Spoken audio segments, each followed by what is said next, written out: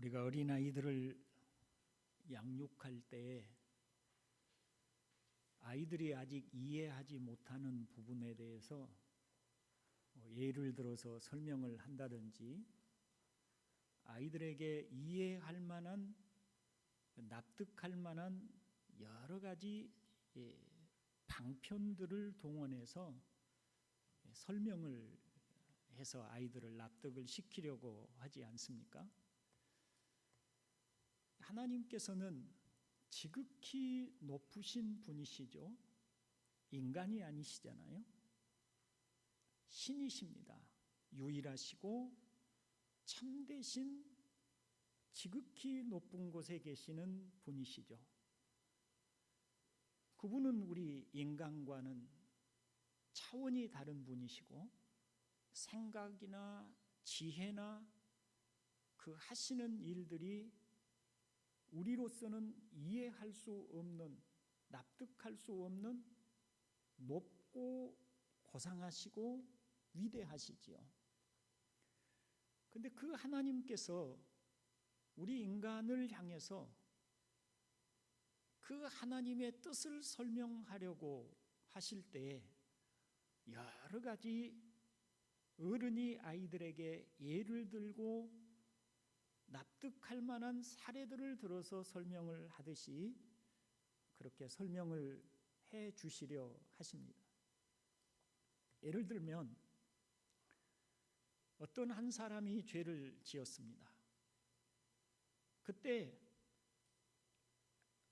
누군가 죄를 지으면 그 죄에 대한 대가는 당연히 죄를 지은 당사자가 받아야 하는 것이 맞는 말입니다. 그런데 우리 인간이 다 죄인이고 죄가 없는 사람이 없으므로 우리가 우리의 죄에 대하여 책임을 진다면 죄의 싹슨 사망이라 하나님으로부터 지옥의 형벌을 받을 수밖에 없는, 심판을 받을 수밖에 없는 그런 우리들이지요. 그래서 하나님께서 구원의 길을, 죄인인 우리를 구원하실 구원의 길을 준비를 하셨는데 그게 대속이라는 방법입니다.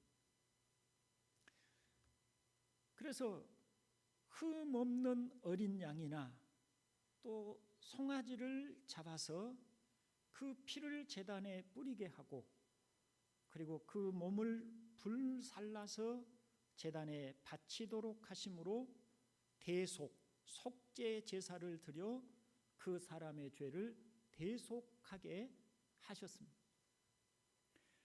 이것을 하나님께서 말하자면 보여주시는 것이죠. 자, 봐라, 너희의 죄다. 네가 담당해야 될 형벌과 너의 죄에 대한 심판을 이 흠없는 짐승이 대신하고 있는 것이다. 네가 마땅히 받아야 할 형벌이고 심판이지만 이것을 이 어린 양에게 담당하게 하고 있다. 이렇게 보여주시는 것이에요.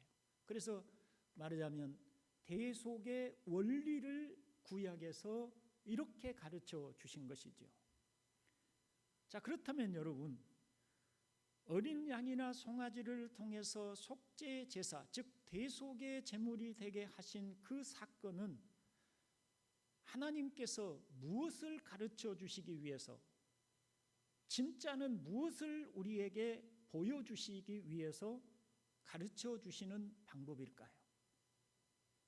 바로 예수 그리스도, 하나님의 아들이신 예수 그리스도께서 십자가 위에서 우리를 위해서 피를 흘리시고 자신의 몸이 저주를 받은 바 되셔서 죽음을 당하시는 그 사건을, 그 대속의 사건을 설명하시기 위해서, 그것을 가르쳐주고 알도록 해주시기 위해서 하나님이 구약에 어린 양과 송아지로 속죄 제사, 대속하게 하신 그 이야기를 미리서 보여주신 것입니다.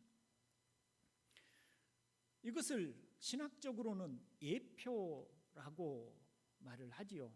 진짜를 가르쳐주기 위해서 예를 들어서 하나의 대표적으로 표징적으로 보여주고 있는 것이라는 이야기입니다. 그게 이제 직분에 있어서도 그렇게 나타납니다. 예를 들어서 우리는 예수님에 대하여 직분을 설명할 때 예수 그리스도라고 말을 합니다. 예수님은, 예수라고 하는 것은 이름이고 그리스도는 직분이죠. 그리스도, 또 다른 말로 메시아, 이것은 기름 부음을 받은 자라고 하는 뜻을 가지고 있는 말입니다. 기름 부음을 받았다. 무엇에, 왜 기름 부음을 받았느냐? 하나님으로부터 쓰임 받기 위해서, 어떤 특별한 사명을 위해서 쓰임 받기 위해서 하나님이 구별하여 기름을 부으신 것이에요. 근데 구약에서 직분의 기름을 부음을 받은 세 개의 직분이 있죠. 바로 제사장과 선지자와 왕이었습니다. 그 중에 대제사장, 제사장의 직분을 가지고 해보면 제사장은 기름 부음을 받았어요. 하나님으로부터 특별한 일을 위해서 쓰임을 받기 위해서 구별되었어요. 무슨 일을 위해서냐? 바로 이 대속하시는 속죄 제사와 하나님께 예배하는 일을 위해서 구분을 받은 것입니다. 그런데 이 제사장이 바로 예수 그리스도의 예표라고 그렇게 말을 합니다. 히브리서 9장 11절로 12절을 보면 그리스도께서는 장래 좋은 일의 대제사장으로 오사 염소와 송아지의 피로 하지 아니하고 오직 자기의 피로 영원한 속죄를 이루사 단번에 성소에 들어가셨느니라. 이렇게 말씀을 하지요. 어떤 사람이 죄를 지었습니다. 내가 이러이러한 죄를 지어서 하나님께 속죄 제사를 드리려 합니다 라고 가지고 오면 제사장이 그 제물을 받아서 그 제물을 잡아 피를 제단에 뿌리고 또 그 몸을 불살라서 하나님 앞에 속죄 제사를 드려서 그 사람이 죄의 속죄를 받게 하였습니다. 그게 그 일을 위해서 제사장이 기름 부음을 받은 것이죠.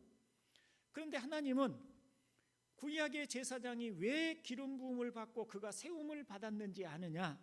그는 앞으로 오실 그리스도를 예표하는 자라고 말씀하시는 거예요. 그래서 그리스도께서 오셨습니다. 하나님의 아들이 오셨습니다. 그분은 기름 부음을 받은 대제사장이십니다. 그래서 그분이 우리의 죄를 속죄하시기 위해서 제사장의 직분을 감당하시는데 이번에는 양이나 소와 같은 피를 가지고가 아니라 자신의 피를 가지고 하나님 앞에 나아가서 우리의 죄를 속죄하는 제사를 드리셨다는 것이죠. 이게 바로 예표라고 하는 것입니다. 이런 예표는 선지자에게도 그리고 왕에게도 나타납니다. 그 중에 하나님께서 구약에 왕으로 기름 부어 세우셨지만 그 왕이 단순한 왕이 아니라 예수 그리스도를 예표하는 왕으로 세우신 자가 있습니다. 그는 다름 아닌 다윗이었습니다. 오늘 본문은 기름 부은 왕에게 복종하라고 하는 그런 주제를 가지고 말씀하고 있습니다. 하나님이 특별히 기름 부어서 왕으로 세웠으니 그 왕에게 복종하라. 그런데 다윗은 예표자이고 다윗이 진짜 보여주고 싶었던 왕은 다름 아닌 예수 그리스도다. 그러니 하나님이 진정으로 오늘 본문을 통해서 하시고 싶은 말씀은 너희의 주 예수 그리스도의 발에 입맞추고 그에게 복종하라. 그러면 그것이 너희에게 복이 될 것이다. 이런 말씀을 하고 계시는 것입니다. 이제 그 내용에 대해서 하나씩 살펴보도록 하겠습니다. 원래 이스라엘의 왕은 하나님이셨습니다. 이스라엘 백성들이 어느 날 사무엘에게 찾아왔습니다. 그리고 사무엘에게 부탁을 합니다. 우리에게도 왕을 세워주십시오. 이방의 주변에 있는 다른 이방의 나라들이 왕을 세운 것처럼 우리도 왕을 좀 세워주십시오 라고 부탁을 하였습니다. 사무엘이 그 말을 듣고 마음에 상심이 되었습니다. 그때 하나님께서 사무엘에게 이렇게 말씀을 합니다. 백성이 너에게 한 말을 다 들어주어라. 백성이 한 말이 뭡니까? 왕을 세워달라는 요구였습니다. 그 말을 들어주어라. 그들이 너를 버린 것이 아니라 나를 버려서, 나가 누굽니까? 하나님이시죠? 하나님이 지금 이 말씀을 하고 계세요. 하나님을 버려서 자기들의 왕이 되지 못하게 한 것이다 라고 하였습니다. 지금 하나님의 말씀은 이스라엘의 왕이 누구시라는 얘기입니까? 하나님이시라는 얘기죠. 하나님이 이스라엘의 왕인데 이스라엘 백성들이 하나님을 왕으로 인정하지 않고 눈에 보이는 이방 사람들처럼 눈에 보이는 왕을 세워달라고 하고 있다. 지금 이런 얘기를 하고 있는 것이잖아요. 그러니 이스라엘의 진정한 왕은 원래 하나님이셨다는 거예요. 그래서 하나님께서는 이스라엘의 왕이시기에, 이스라엘의 통치자이시기에 이스라엘 백성들이 가나안 땅에 들어갔을 때 왕을 따로 세우지 않았습니다. 그런데 사람이라는 존재가 참 이상해요. 우리 인간이 죄로 부패하였기 때문에 눈에 보이는 강력한 힘이 보이지 않으면 우리 인간은 그 힘의 통제를 받지 않으려고 합니다. 그리고 자기 소견대로 하려고 하지요. 사사기의 주제는, 왕이 없는 사사시대의 주제는 단 한마디, 그때의 이스라엘의 왕이 없으므로 사람이 각기 자기의 소견에 옳은 대로 행하였더라. 이것이 사사시대 300년 동안 이루어진 사사시대의 모든 혼란을 대표하는 말이었습니다. 사실 이스라엘 백성에게 왕이 없었습니까? 그때의 이스라엘에 왕이 없으므로 그랬는데 이스라엘에 왕이 없었습니까? 아닙니다. 하나님이 그들의 왕이셨습니다. 그런데 이스라엘 백성이 하나님을 자신들의 왕으로 생각하지 않은 거예요. 인정하지 않은 거예요. 왜요? 보이지 않으니까. 보이는 하나님이 계셔서 그들을 강력하게 통제하고 이방의 왕들처럼 군대의 힘이나 경찰의 힘을 빌려서 통제를 하고 다스렸다면 왕이 없다고 말하지 않았을 텐데, 하나님께서는 그들에게 말씀을 주셨을지라도, 하나님의 뜻을 그들에게 주셨을지라도 눈에 보이는 강력한 통제력을 행사하지 않았으므로 사람들은 자신들에게 왕이 없다고 생각한 것입니다. 그래서 하나님을 왕으로 인정하지 않은 거예요. 그래서 다 자기들의 소견에 옳은 대로 행하고 산 것입니다. 그래서 자신들에게 왕을 달라고 요구를 하고 있는 것이죠. 그때 왕을 달라고 요구하는 이스라엘 백성들의 왕에 대한 그들의 인식을 사무엘상 8장 5절에서 볼 수가 있습니다. 거기 보면 그러므로 이제 모든 이방 나라들처럼 우리에게 왕을 세워주셔서 우리를 다스리게 하여 주십시오라고 하였습니다. 백성들이 요구한 것은 주변에 있는 이방 나라들의 왕과 같은 눈에 보이는 통제력을 갖춘, 군대와 경찰력을 갖춘 그런 왕을 우리에게 보내주십시오, 세워주십시오 라고 하는 그런 요구입니다. 그런데 하나님께서 원래 이스라엘에게 왕을 주실 생각을 이미 가지고 계셨어요. 왜냐하면 하나님은 우리 인간의 연약함을 알고 계신 거예요. 이런 생각을 한번 해보십시오. 만일 이 나라에 대통령도 없고 경찰도 없고 군대도 없고 어떤 법도 없는 그런 세상이라고 한번 생각해 보십시오. 우리가 흔히 말하는 무법의 세상이라고 생각해 보세요. 아무런 법이 없습니다. 뭐 간음을 하든 살인을 하든 어떤 나쁜 짓을 하든 그에 합당한 처벌 법이 없어요. 경찰이 없어요. 그러면 세상이 어떻게 될까요? 나라가 어떻게 될까요? 사람들은 다 아까 사사기 시대처럼 자기 소견에 옳은 대로 하겠지요. 자기들 하고 싶은 대로 하고 살겠지요. 말하자면 무법천지가 되는 것입니다. 그런데 그것을 눈에 보이는 강력한 힘을 가진, 경찰력을 가진 통치자가 있어서 자신들을 강하게 통치해서 그 사회의 질서를 세워달라는 것이고 그 나라의 질서를 세워달라는 것입니다. 그런데 하나님께서는 이스라엘에 왕을 주실 생각을 가지셨는데 이방 나라들 같은 왕이 아니라 하나님의 뜻을 따라 이스라엘을 하나님의 말씀과 뜻을 따라 다스려 나갈 왕을 세우실 그런 계획을 이미 가지고 계셨어요. 그래서 신명기 17장을 보면, 여러분 신명기는 지금 이 사무엘서에서 왕을 요구하는 시대보다 훨씬 이전, 가나안 땅에 들어가기 이전에 이미 하신 말씀이죠. 거기 신명기 17장에 보면 이런 말씀이 있습니다. 네가 네 하나님 여호와께서 내게 주시는 땅에 이르러 그 땅을 차지하고 거주할 때에 만일 우리도 우리 주위의 모든 민족들 같이 우리 위에 왕을 세워야겠다는 생각이 나거든 반드시 내 하나님 여호와께서 택하신 자를 내 위에 왕으로 세울 것이며 라고 하였습니다. 자, 하나님께서 애초에 왕 같은 것은 세우지 않는다 하신 게 아니에요. 하나님이 세우시겠다고 하셨습니다. 그때 어떤 왕을 세워야 되겠다고 말씀하셨냐면 18절로 19절에 보면 같이 한번 읽어봅니다. 율법서의 등사본을 레위 사람 제사장 앞에서 책에 기록하여 평생에 자기 옆에 두고 읽어 그의 하나님 여호와 경외하기를 배우며 이 율법의 모든 말과 이 규례를 지켜 행할 것이라. 누구에게 하시는 말씀이냐면 그 하나님에 의해서 택함받은 왕에게 하시는 말씀. 이 말씀의 요지는 이것입니다. 만일 너희에게도 눈에 보이지 않는 하나님보다 눈에 보이는 왕이 필요하다고 너희가 여겨지면 좋다, 왕을 세워라. 그러나 아무나 세워서는 안 되고 하나님이 택한 자를 세워라.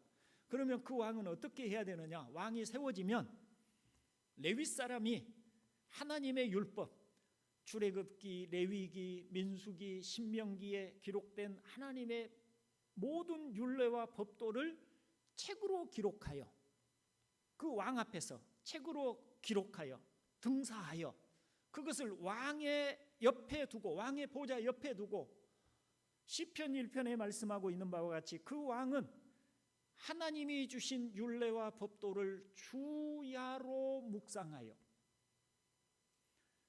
하나님이 이스라엘 백성을 향해서 가지신 뜻이 무엇이고 왕이 이 백성을 이끌어서 하나님이 기뻐하시는 나라를 이루기 위해서 어떻게 해야 하는지를 그 말씀을 통해서 배워 백성들을 통치하고 이끌도록 해야 한다. 이런 말씀을 하고 계시는 거예요. 그러니까 하나님이 이스라엘의 왕을 세우려고 하시는 이유는 이방의 다른 나라들처럼 경찰력을 만들고 군대를 만들어서 외부의 적을 대항하고 내부를 통제하기 위한 방편이 아니라 그보다 더 하나님의 말씀을 따라서 이 나라가 세워지도록 하는 그 일을 위해서 왕을 세우라고 말씀하고 왕의 직무는 바로 거기에 있다라고 말씀을 하시는 것입니다. 죄로 오염된 우리는 누군가의 도움이 있어야 합니다. 가만히 두면 우리의 본성은 하나님을 반역하고 유혹에 넘어가는 연약한 존재가 바로 우리 인간입니다. 그래서 하나님은 눈에 보이면서 권세로서 백성을 통제하고 이끌어 하나님의 뜻이 이루어질 책임자로 다윗을 왕으로 세우신 것입니다. 그래서 이 다윗 또한 예표이고 하나님의 뜻을 온전히 받들어서 공의와 사랑으로 하나님의 백성을 다스릴 참된 왕은 다윗의 후손으로 오실 예수 그리스도이십니다. 그래서 사도 요한이 요한계시록에서 주님에 대하여 어린 양이 만주의 주요 만왕의 왕이라고 묘사를 하고 있는 것이죠. 하나님은 눈에 보이지 않는 하나님의 통제와 지시를 잘 따르지 않는 사람들에게 눈에 보이는 왕을 주셔서 그 왕이 사명감을 가지고 백성들을 하나님의 백성으로 이끌어 가도록 세우셨는데, 그렇다면 이제 참된 왕이신 우리 주님은 어디에 계십니까? 그분은 죽으시고 부활하신 후에 하늘로 올라가셔서 하나님 보좌 우편에 앉으셨습니다. 우리 눈에 보입니까? 안 보입니까? 보이지 않지요. 구약의 이스라엘 백성들에게 보이지 않는 하나님이 그들의 왕이셨지만 보이지 않기 때문에 하나님의 통제를 따르지 않았던 것처럼, 예수님께서 하늘로 올라가셔서 우리 눈에 보이지 않기 때문에 지금 우리의 참된 왕이신 예수 그리스도께 순종하고 복종해야 할 우리의 삶이 많은 어려움을 겪을 수 있는 상황이 된 것입니다. 그때 하나님이 우리에게 왕을 세워주시듯이 주신 것이 있습니다. 보이지 않는 주님이 이 땅에 주님의 몸으로서, 즉 주님을 대신하는 자로서 세워준 것 말입니다. 그게 뭐예요? 교회인 것입니다. 주님은 머리가 되시고, 그리고 주님의 몸이신 교회를 이 땅에 세워주신 것이에요. 자, 그렇다면 왕이 했던 일은 어떤 일이었습니까? 백성들을, 하나님이 기대하시는 왕이 했던 일은 백성들을 그가 늘 주야로 묵상하여 주의 율례와 법도를 묵상하여 그 율례와 법도들의 백성을 이끌고 하나님의 뜻이 이루어지는 백성들, 하나님의 뜻을 따라 살아가는 백성들을 이끌어야 했던 것처럼, 오늘날 우리 신앙인들이 바로 교회를 통해서 주시는 말씀의 교훈을 받아서 교회를 통해서 돕는 은혜를 입어서 이 땅에서 하나님의 백성으로 살아가는 길을 주셨다라고 하는 의미가 되는 것입니다. 그러니 여러분, 교회를 떠나서 오늘날 우리가 하나님의 백성으로 합당하게 살아갈 방법이 없는 것입니다. 하나님은 이 땅에 주님을 대신하여 교회를 두셨고, 이 교회를 통해서 주시는 말씀으로 우리가 하나님의 뜻을 따라 살아가도록 주신 것입니다. 구약의 백성들이 왕의 통치를 받고 왕에게 입맞추고 왕에게 복종하여 그 왕의 인도를 따라서 그들이 하나님을 섬겨야 했던 것처럼, 오늘날 모든 신자는 교회의 권위에 복종하고 교회의 가르침을 따르고 교회를 통해서 주시는 말씀을 따라서 하나님의 뜻을 이루어가는 삶을 살아야 한다는 이야기가 되는 것입니다. 그런데 세상은 어떨까요? 놀랍게도 세상은 하나님이 세우신 왕을 대적한다고 합니다. 자, 본문 1절로 3절 같이 한번 읽어봅니다. 어찌하여 이방 나라들이 분노하며 민족들이 헛된 일을 꾸미는가? 세상의 군왕들이 나서며 관원들이 서로 꾀하여 여호와와 그의 기름 부음 받은 자를 대적하며 우리가 그들의 맨 것을 끊고 그의 결박을 벗어버리자 하는도다. 하나님이 다윗을 왕으로 세웠습니다. 그리고 두로와 시돈과 에돔과 모압과 암몬 같은 주변의 나라들, 이방 나라들도 다윗의 통치를 받게 하였습니다. 다윗은 무엇으로 백성을 통치하는 왕이었습니까? 율례와 법도를 따라서, 그가 주야로 묵상하는 율례와 법도를 따라서 하나님이 주신 법을 따라서 공의와 사랑으로 백성들을 이끄는 왕으로 하나님이 세우셨습니다. 그러면 그 하나님이 세우신 하나님의 율례와 법도를 주야로 묵상하여 백성을 이끄는 다윗이 통치하는 나라는 아름답고 복된 나라가 당연한 것입니다. 사랑이 넘치고 공의가 있고 정의가 세워지는 그런 나라가 당연한 것입니다. 그런데 사람들은 그걸 원치 않아요. 그래서 그 다윗의 통치를 끊어버리고 싶어 합니다. 반역하고 싶어 합니다. 다윗의 통치를 뒤집어버리고 싶어 합니다. 다윗의 결박을 끊어버리고 싶어 합니다. 왜 그럴까요?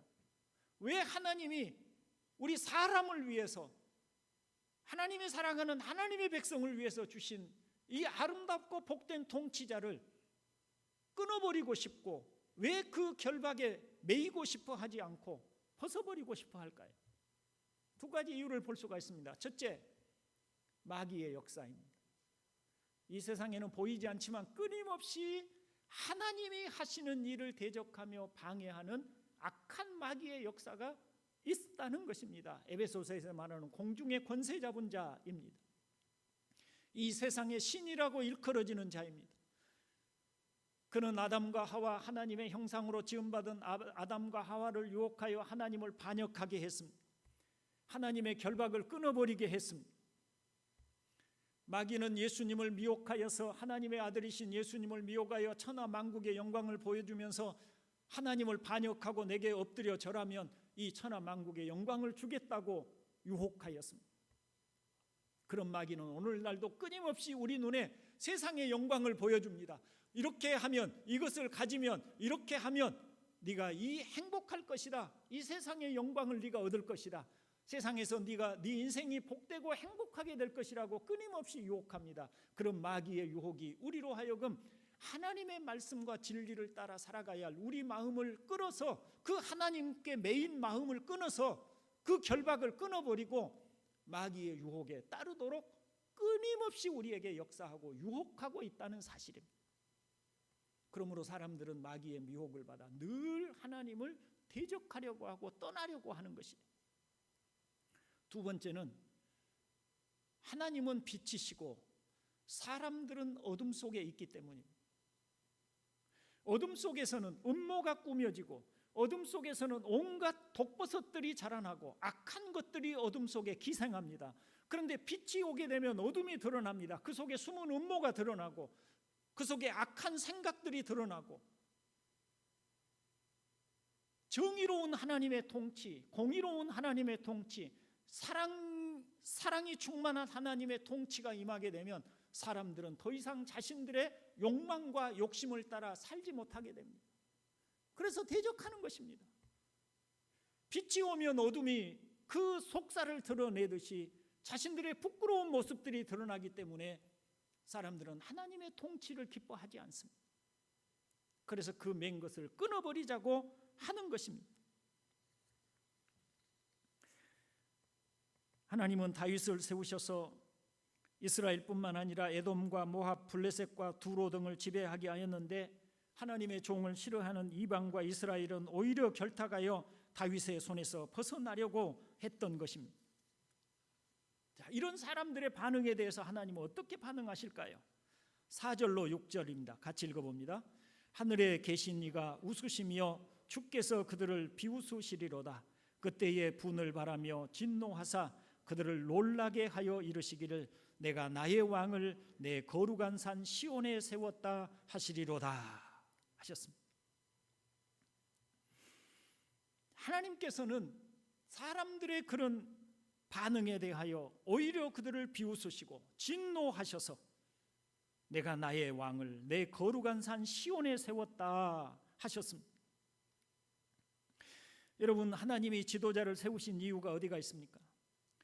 백성들로 하여금 복이 되는 율례와 법도를 잘 따르도록 돕기 위해서입니다. 그러니 오늘날로 하면 교회에서 사역자를 통해서 가르치는 하나님의 말씀과 훈계를 잘 듣고 순종하면 하나님이 기뻐하시는 삶을 살고 그러므로 시냇가에 심은 나무처럼 복된 열매를 거두게 될 것입니다. 그러나 사람들은 그처럼 빛 가운데 사는 삶을 싫어합니다. 마치 아버지의 집에 살고 있는 탕자가 아버지와 함께 사는 것이 얼마나 복된 것인지 모르고 육신의 욕망을 따라 살고자 아버지 집을 떠났던 것과 같습니다. 여러분, 기억하셔야 합니다. 마귀가 눈앞에 행복처럼 보이는 것들을 펼쳐 보인다 한들 하나님의 교훈을 떠나 눈에 보이는 행복을 찾아 떠날 때 바람에 나는 겨우와 같은 삶이 된다는 것을 말입니다. 아버지의 가르침과 교회의 교훈을 따라 사는 삶이 단조롭게 보이고 재미없는 것처럼 보여도 주의 율례와 법도를 묵상하며 사는 삶이 진짜 복된 삶이라는 것을 1편에서 우리가 배웠습니다. 이처럼 왕의 다스림을 받아야 할 사람들이 왕의 다스림을 거부하고 자신들의 욕망을 따라 살려고 하면 하나님이 진노하십니다. 그리고 하나님이 세우신 왕에 의해서 심판을 받습니다. 하나님이 비웃으십니다. 여러분, 이런 생각을 해보십시오. 지금 사람들이 하나님의 통치를 거부합니다. 자신들의 소견에 오른 대로 살아갑니다. 다 그렇잖아요. 이것이 나의 행복이고 내가 살아갈 인생이라고 다 자기들 목표를 세우고 자기들이 원하는 인생을 살려고 안간힘을 쓰고 살아갑니다.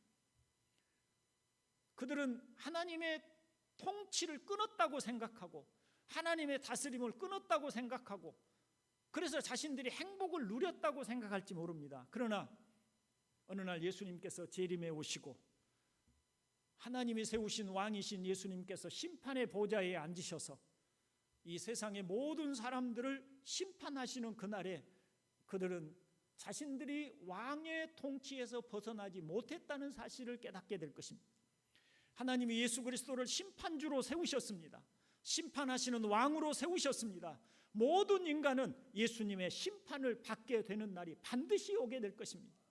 그 왕에게 입맞추고 그 왕에게 복종하고 그 왕에게 복종하여서 그 왕을 인정하고 사는 사람에게는 영원히 그 주님과 함께 복된 영광을 누리며 살아가게 될 것이지만 왕의 통치를 거절하고 왕의 통치를 벗어나서 자기의 행복을 구하고 자기가 마음대로 자기 인생을 찾아서 왕을 떠났던 사람들, 왕께 반역했던 사람들은 참된 왕이신 심판주이신 예수님의 심판을 받게 될 것입니다.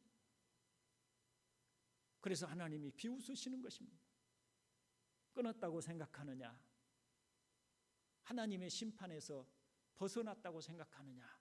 그러나 하나님이 진노하고 계시다는 사실을 잊은 것입니다. 천지의 창조주 되신 하나님은 엄하게 선포하십니다. 7절로 8절 읽어봅니다.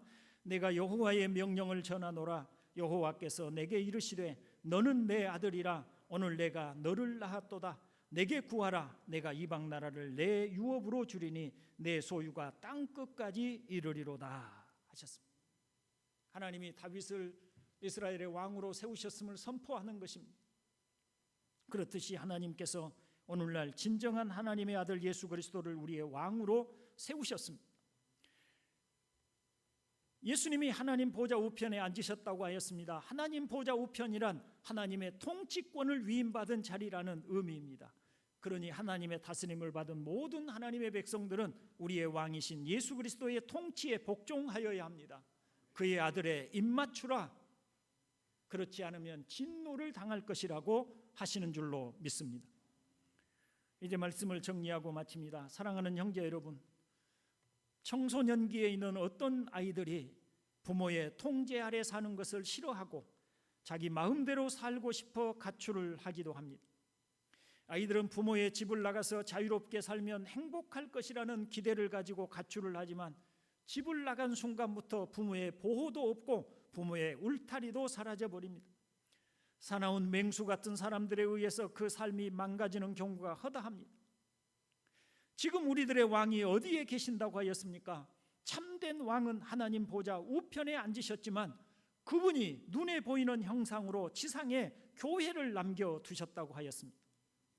그러니 다시 말씀드리지만 교회는 하나님의 아들 예수 그리스도께서 지상에 남기신 성도들의 울타리인 것입니다. 그러니 성도는 교회의 보호를 받아야 합니다. 교회 밖으로 나가지 말아야 합니다. 교회를 통해 주시는 주님의 명령을 들어야 합니다. 교회를 통해 주시는 교훈과 훈계를 들어야 합니다.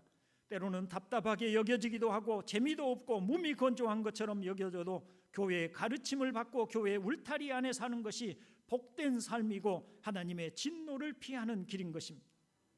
시편 1편에서 철을 따라 열매를 맺으며 알곡이 되어 복을 받는 길이 바로 왕에게 복종하는 길임을 잊지 않기를 주의 이름으로 축원을 드립니다.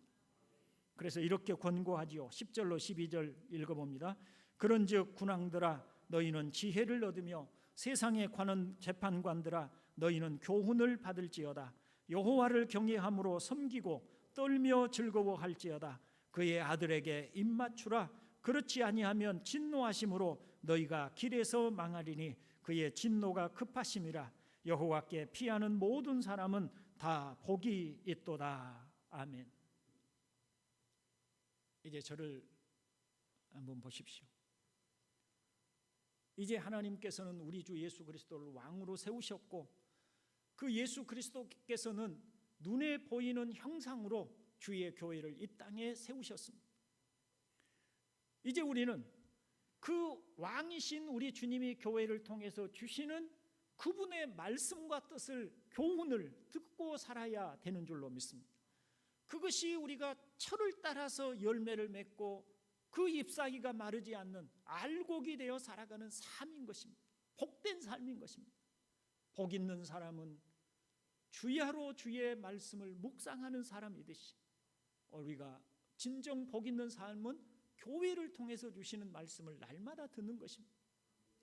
새벽마다 주시는 하나님의 말씀을 우리의 왕이신 하나님이 오늘 우리에게 주시는 교훈으로 여기고 그 말씀을 묵상하고 우리의 왕이신 예수 그리스도 앞에서 오늘 주시는 이 교훈과 말씀을 따라서 제가 하루를 살겠습니다 하고 그 말씀을 듣고 살아가는 성도가 될 수 있기를 바랍니다. 매일매일 하나님의 말씀을 교회에 와서 듣기도 하고 또 녹음 파일을 통해서 듣기도 하면서 오늘도 나의 왕께서 주신 말씀으로 여기고 교회를 통해 주시는 가르침을 받고 살아갈 때 우리는 열매 맺는 삶을 살게 되고 진정으로 복된 성도의 삶을 살아가게 되는 줄로 믿으시기를 주님의 이름으로 축원을 드립니다. 자비로우신 아버지 하나님, 우리의 왕이신 주께서 주님의 몸이신 교회를 통해서 주시는 말씀과 교훈과 훈계를 들으며 그 안에서 사는 것이 복되다고 하신 말씀을 오늘 우리가 들었사오니 저희들 또 마음을 다하여서 우리의 왕께 입맞추고 우리의 왕이신 주님이 주시는 교훈과 훈계를 들으며 그 율례의 말씀을 따라 날마다 살아가는 우리 동산교회 형제들이 되기를 원합니다. 오늘 또 은혜를 더해 주시옵소서. 구주 예수님의 이름으로 기도드리옵나이다. 아멘. 자리에 일어서셔서 630장